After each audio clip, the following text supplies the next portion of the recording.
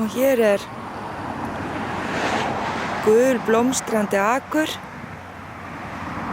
Þetta kallað repja.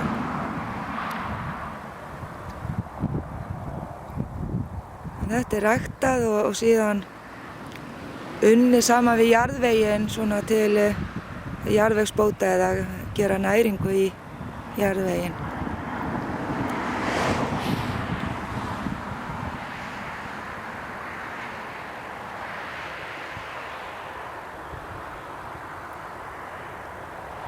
Það mjög stór akur.